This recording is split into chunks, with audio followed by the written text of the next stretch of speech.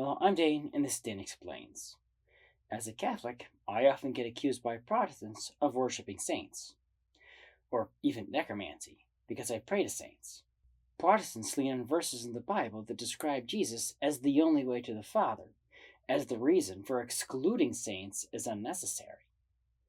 Catholics, on the other hand, don't have any problem with praying to saints. Why is that?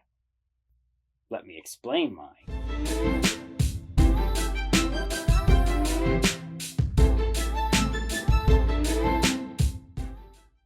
One of Jesus' well-known teachings is that he is the only way to the Father. He literally says there is no other way than through him. There are even analogies to this in the Old Testament. One good example is Jacob's ladder to heaven. Jesus says in no uncertain terms, he is Jacob's ladder. So virtually all Protestant prayer addresses Jesus directly in some way.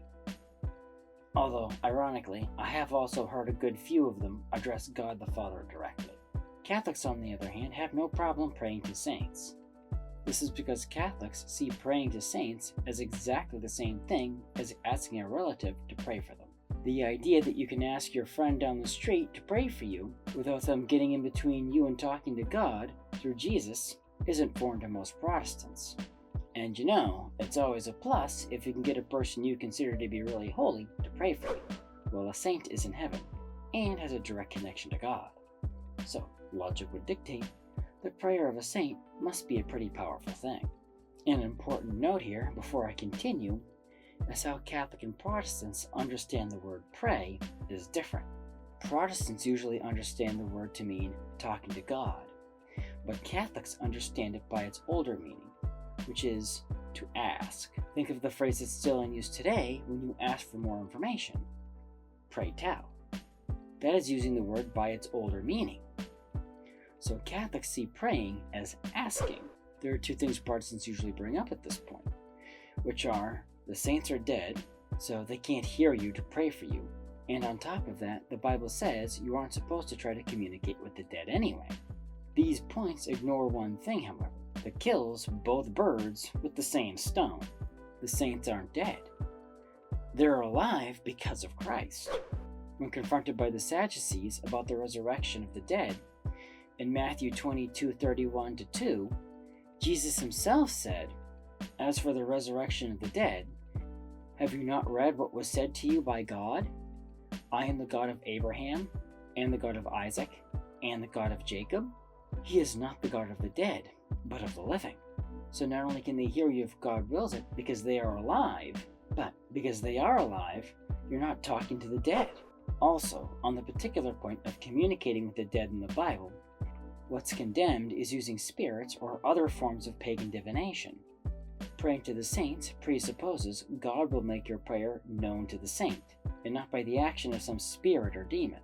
Another important point that needs to be mentioned here. I know Protestants generally view the book of Revelation as just prophecy, but it has some real zingers when it comes to theology.